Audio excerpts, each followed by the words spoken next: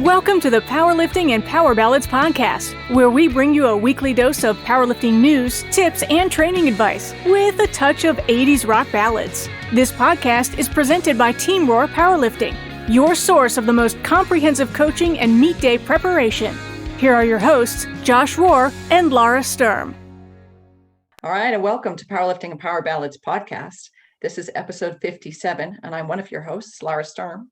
And I'm Josh Rohr. Welcome to the show. We're going to start with a little bit of, information about some of our coaching because we've been getting some inquiries, and I figured this is a good place to kind of discuss what we do. So in addition to kind of our online remote coaching, we do offer live virtual coaching. And what that entails is basically somebody setting up their phone or laptop or whatever aimed at their power rack and then wearing a Bluetooth headset.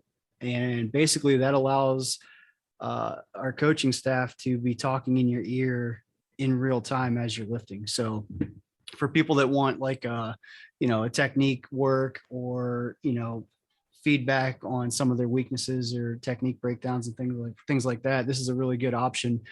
Especially if you're not in the Atlanta area. We've been working with, funny enough, we've been actually doing this over 10 years now, but I guess it became more popular with the COVID stuff going on. So we've kind of refined it a little bit. We have, like where I do the virtual coaching from is my basement, and, we have cameras and different platforms set up so that if anything needs demonstrated, we have an option to do that as well. So it's been really good in terms of, helping people with, getting that feedback that they want in real time. Just something to think about if you're looking for, somebody to look at your technique and things like that. That is something that we do. And basically we don't have geographical limitations with that, with the way we do it virtually. So if you're thinking about it, let us know. How do you reach out to let you know, Josh? Oh, good call. You can go to our website, teamroar.com, and there's a little button that says get started in the top right that you can click. And basically it'll start with asking you our intake questionnaire. So it'll give us a lot of feedback on, your background, what you perceive as your current weaknesses, maxes, things like that. And then from there, we'll actually set up a free Zoom consult. So we'll actually get on Zoom and talk before your actual session, just to kind of make sure that we're on the same page and, we know what to expect and make sure you have all the equipment and everything you need, which really all you need on your end is just like I said, a smartphone and a Bluetooth headset's good enough. But kind of let you know how that's going to work. And from there, we'll schedule the actual training session. Awesome. You can always hit us up on Instagram too, at Team Roar. Excellent. Yes, because you can't just give them information and then not tell them how. Right. That's a good point. There you go. All right. Well, we're going to jump right into our top one-hit wonders from the 80s. And this week, Josh Rohr is going to give us a thumbs up or thumbs down. And these are our number one songs from myself and Josh and some from our listeners. And we're going to just jump right in. So my number one-hit wonder from the 80s is from Aldo Nova, Fantasy. Yeah, that's a hard two thumbs up for me. Honestly, didn't even know who sang that song, but I know the song and never heard of Aldo Nova. So definitely qualifies as a one-hit wonder to me. And I think it's an awesome song and definitely two thumbs up. Yeah, I remember that from the 80s and being like, wow, this song is so great. I'm going to listen to other songs that they do. They've got to have other songs. They really didn't know. All right, so we're going to go to Josh Rohr's number one song was from the Fabulous Thunderbirds, Tough Enough. Two thumbs up for sure. Great song. You have to give your own song. It would be really weird if you gave it a thumbs down. Yeah. Yeah. Well, funny enough, we're going to get to that. We're going to discuss all of that next week more so, but somebody brought to my attention that one of my songs was not a one-hit wonder. I will not say which song, but we are going to do I'm going to do a very thorough audit of all of the songs submitted by next week, and we're going to go through and put a little asterisk beside the ones that are not actually one-hit wonders before we put them up for a vote for the tournament. So I guess we need to define. Let's pause and define what we're gonna use as the criteria. My thought was the Billboard Top 100, but if we cut it off at 40, because a lot of times they do like the top 40 lists and stuff like that. So I think so. Then there's also different classifications like rock, like top Billboard Top 100 rock songs, whatever. But if we just do the Billboard Top 100 overall, I think keeping it at the 40 and above, 40 and below, like 1 through 40, I think is a pretty good marker. What do you think, Laura? Is that fair? I think that works. That's pretty fair. So would they have to make top 40? So The other question. I would say no. You can I think you can put them on the list if they're not there, but they can't have more than one song in the top 40 would be my thought. And in hindsight, we should have probably laid this criteria out ahead of time, but I didn't realize there were so many different lists and so many different so many different philosophies on what constitutes a one-hit wonder. So I think making it top 40 is pretty fair. But I will say, I think I'm going to have 2 songs disqualified on my own list based on that criteria. So it'll make the voting interesting when we throw them out there. I think we've identified other songs as we talked in the last few weeks that were up for, maybe weren't just a one-hit wonder. Yeah. And there's a lot of bands that have 2 hits wonders. There are. And what was funny though, is there's a couple songs that had a couple. So if we use the top 40 list, for example, there was a couple bands that had more than one top 40 rock song on the Billboard 100, but they never actually were top 40 on the overall Billboard top 100. So based on the criteria we're going to go with, they actually would still qualify, even though they had like multiple top 10 songs in the rock category. So it'll be, it's kind of interesting. And I've been going down a rabbit hole looking at all these things since it was brought to my attention by Eric Cordero. This is serious stuff. Oh yeah. It's especially, yes, very serious. Anyway, right. we can get back to our list. All right. So from Chris Elmore, his number 1 song was from the Vapors, Turning Japanese. I will give it 1 thumb up. It is a very good song. I can't give it 2. It's hard for me to give 2 thumbs up to any song listed as number 1 that's not even on my personal top 5. I mean, just being honest. But I will give it a thumb up. 1 thumb up. All right. Then we're going to go to Gary Jacobs, and he had the Tom Tom Club, Genius of Love. Also 1 thumb up. I think it's a great song. Again, not on my top 5. Probably could have been. It could have been on my top 8, I think. But I'll give it a thumb up. Correct. There you go. All right, moving on to Chris Peterson, Eddie Murphy's Party All the Time. Oh, that's 2 thumbs down. I just can't. I can't do that. Really? It's an okay song, but I just can't. I can't do it. I'm sorry. Wow. Okay. We're going to go to Wade Johnson. He had Information Society, What's on Your Mind? This is going to be a rare 2 thumbs up for a song that's not on my top 5. I think it's a great song. It's a great song. I would have to give it a thumbs down just because it reminds me of my ex-husband, and basically anything that involves him should be burnt to the ground. All right. Sorry. Then I changed my vote. 2 thumbs down. 2 thumbs down just because. Get out of here. Sorry, wait. All right, next one's from Cindy Yeager, and hers is from Dexy's Midnight Runners, Come On Eileen. I'm gonna give that 1 thumb down. It's a very popular song. I personally don't get into it too much. And I think it was on the list last week, and I can't remember what I ranked it, but I'm gonna give it 1 thumb down. I think I gave it a thumb down too, just because if you Google like top one-hit wonders, it's right there. And pulling your top 5 one-hit wonders off of a actual Google list or whatever that the experts have put together is hard. It's hard for me. Might be coincidence. Could be coincidence. She might have just really loved that song. Yeah. From the 80s. It's a good song. I'm not gonna say it's not, but it's not my cup of tea.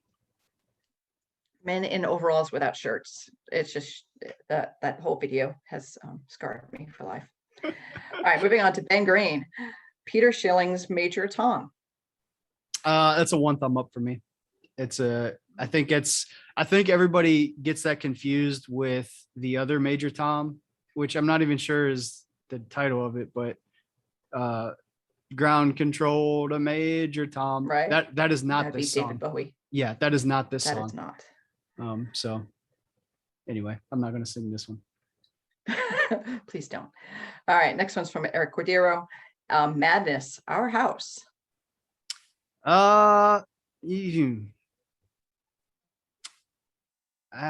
gonna have to go 1 thumb down. It's also a good song, but I to be number 1, that's a stretch for me. Well, Eric, I'd have to give you a thumbs up on that one because I really like that song. So we're gonna move on to Jim Battenfield's Dexy's Midnight Runners again. Come on, Eileen. 2 thumbs up for me on this one for sure. No, be consistent, Joshua. No, it's a 1 thumb down. I mean, yeah, I just can't give it a thumb up. I'm sorry. Sorry. Stacey Metcalf had the Buggles video killed the radio star. 1 thumb up on this one. I think it's a good song. I can't give it 2 thumbs up. I'm not even sure it would be on my top 8 or 10, but I just know that I think a lot of man, and I'm talking myself out of a thumb up. I'll stick with my initial gut. I'll give it a thumb up, but I'm on the fence. I could go either way on that one. Funny, we were just talking about this song early this morning, a different phone call I was on. So I'd have to give it a thumbs up too, because it was the first video ever played on MTV. So back when MTV actually played videos. Yeah. So sad, but yeah. All right. And the last one is from Amy Pancake, The Tubes, She's a Beauty. This is 2 thumbs up for me. So I have some guilt over this song because, or maybe regret's a better word. This song is on basically every one of my lifting playlists. It's been one of my favorite songs forever. I actually intentionally had this one off of my list because I figured everybody would have it on theirs. Because it's such a great song and I didn't want to be cliche. And now Amy's the only one that had it on there. And it would actually could be number 1 on my list. And I didn't even put it on my top 5 because I just assumed everybody was going to have it. And Amy's the only one that had it. So I actually feel like, wow. I don't know. If I could give this one 3 thumbs up, I would. Like, I feel like I did a disservice to our listeners by keeping it off my list. But for real, I honestly, it got on there. Yeah, I honestly just thought like it would be on everybody's list somewhere. I really did.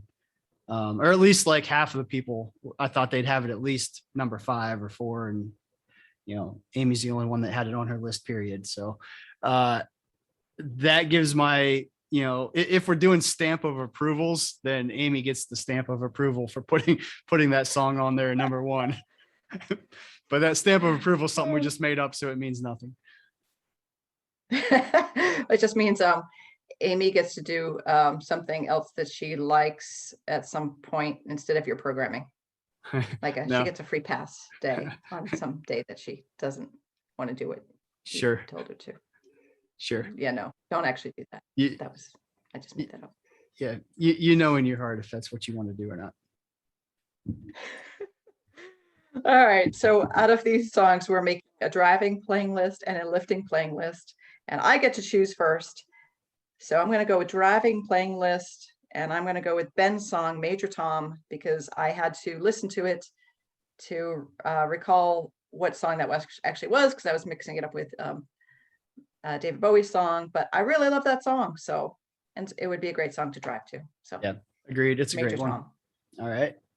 Then I'm going to go, I think this one's based on my rant. This is pretty obvious choice here. I'm going lifting song, obviously, and I'm going with The Tubes, She's a Beauty. I can't believe that Tubes didn't have another hit song. Well, we might get into that next week. Yeah. So there's going to be a lot. So I don't even know how to handle this, because in auditing some of these, if we go off of the top 40 Billboard chart, there's going to be a few songs that don't count. So I'll put a little asterisk beside them when we do the voting, but basically that means, some people's top 5 list is technically only going to have 4 songs on it. So it'll be interesting. Anyway, and I think I'm going to be hit hard on this too, because there's a couple that I just didn't think that I thought were one hit wonders, that there's they had a number 39 song or something that I just didn't think about or didn't know. So I may end up screwing myself with this top 40 rule, but when you have like 2 on your list. Yeah, at least 2. I haven't even gone through all of mine yet. So I'm at 2 and I haven't gone through all 5. But anyway, the other thing we're going to do is each of our lists, Laura and I are each going to choose a bonus song from any song that was listed over the last 5 weeks. So Laura, if you want to go first on so you get to pick a cruising song and a lifting song. All right. So as for cruising song, I can't talk. Cruising song, I would do Modern English, I Melt With You from Amy Pancake's suggestion. Great song. Right. I was almost surprised I hadn't picked it already. Yeah. Somehow I didn't. Yeah.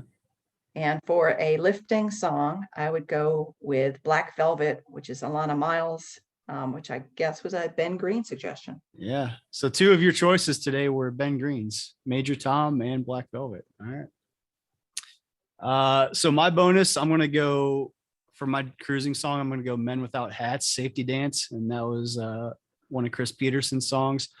And my bonus lifting song is going to be Wang Chung, Dance All Days. That was one of Amy Pancake's songs.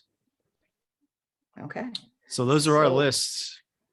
What if one of those songs gets disqualified? Does it get taken off our list? We'll make that rule up as we go. But so it's going to have to come off the list, which means we're going to have to fill it. Basically, we'll treat it like a drug test failure. So basically, actually though, if we treat it like a drug test failure, then whoever suggested it, technically that team gets disqualified. So if you have, that's a little. Oh, maybe they don't get. I have to look it up. I'll let you know next week. I'm not sure if they get disqualified or if they just they don't get to replace that selection. They just get that void spot. So if that's the case, then that'd be what we said. Then, if I have 2 songs that aren't one hit wonders and I have a top 5 list that only gets 3 songs listed. So geeking out with music and auditing music lists. I know. Josh Rohr spending his free time looking at Billboard top 40 lists from the 80s. So everybody that's waiting on video review and program updates and stuff like that, just know I'm working hard on these one hit wonders. And my dog is barking randomly. That's what happens. It happens. When you podcast from home. So there you go. All right, we're going to move on to our powerlifting situation. Boom, boom, boom. So the situation is you are on the roster at Nationals. You are one of the top 5 nominated lifters, all within 15 kilos of each other. Your total is currently running you at number 4, 10 kilos behind first. The top 5 nominated lifters in the weight class above you top 5 nominated lifters in the weight class above you has 1 lifter nominated 20 kilos above you and 4 lifters that are all nominated 15 to 30 kilos below you. Would you stay in your class or move up? For me, I'm staying in my class. I think basically looking at these, you probably don't really have a shot at winning the heavier weight class. Because you're 20 kilos behind nominations. Now, I mean, that's not a slam dunk. Obviously, things can happen. I think the draw of moving up is that you're pretty much guaranteed second. Again, there's no guarantees, right? But based on the nominations, you're looking pretty solid to get silver if you move up a weight class. If you stay in your current weight class, there's a good chance you don't get top 5, right? Or I'm sorry, that you get 5th, so you don't get a medal. But it's in a competitive weight class. Top to bottom from 1st to 5th, there's only 15 kilos between the 1st and 5th. I say you stay in your weight class and battle it out. That's kind of, to me, that's what competition's about.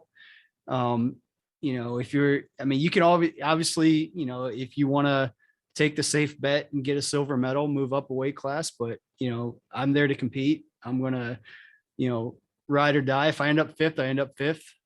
It is what it is. I'm there to compete. So, I'm not, I guess, saying anything bad about people that would move up to get a medal safely. I mean, I think, that's your prerogative, but I want to compete with the best, and this weight class is clearly stacked. I want to be there and compete and be part of it.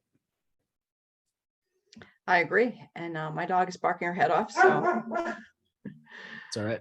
We're just going to keep going. All right. And for our new lifter tip, our tip is to practice your squat walkout. So it's the same every time, same number of steps, same distance from the rack, etc. Whether it's an empty bar or 600 pounds. Man, I'd like to be squatting 600 pounds. The walkout should be the same. Yep. I think that's something a lot of people refine over time, is getting their walkout to be more consistent, whether it's an empty bar or heavy weight.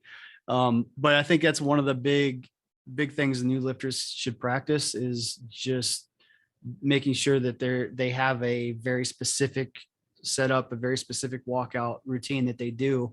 That way, regardless of the other circumstances going on, I mean, crowded warm-up room, feeling rushed, whatever, if you go back to, by default, go back to that, pre-planned method, then you're going to be a lot more consistent and have a lot more success with your lifting. I'd agree. I also like, back in the day when I was competing, we would always do heavy walkouts. And I thought that was really good practice to walk out something that you have never felt before, and that you're planning on, or, planning in quote marks on squatting as a PR or even above that, just so you can handle that heavier weight and aggressively take it off the rack. Yep. Good And stuff. I think, sometimes with heavier weight too, people have a tendency to like short their steps or throw in an extra step or two because they, oh crap, it's heavy. Well, yeah, no shit. It's that's the whole idea of powerlifting. It's supposed to be heavy. So, having that plan and or having that routine that you can follow, it's going to make you a lot more consistent. So, yep. I agree. Good stuff. Cool. All right. Well, that's all we have this week. I'm going to put myself on mute. All right. Well, I guess so. Here's the plan going forward. We will basically audit our list next week, go through and take off or put a little asterisk beside any of the songs that are not one-hit wonders per the top 40 Billboard charts. And then we will start the voting that following Friday, I believe. And I haven't figured out what we're going to give our winners yet, whoever wins the tournament, but it'll be something. They'll get something. So on that note, make them like a sticker that they can put on their Facebook or something. Yeah. I won the 80s one-hit wonder bracket that nobody cares about. Right. In big letters. No one cares. Yeah. I'm a champion in my own mind. Exactly. That's all that matters. Yeah. That's all that matters. Yeah. We'll come up with something. It'll be worthwhile, but anyway, on that note, we're going to call it there. So thank you guys for listening. Don't forget to follow us on Instagram at PL Ballads Podcast. And if you have any questions, input, comments, shoot us an email at plballadspodcast@gmail.com. We'll see you guys next week. Later. All right. Bye now. Thank you so much for listening. If you enjoyed today's episode of the Powerlifting and Power Ballads podcast, please remember to subscribe and share it with your friends.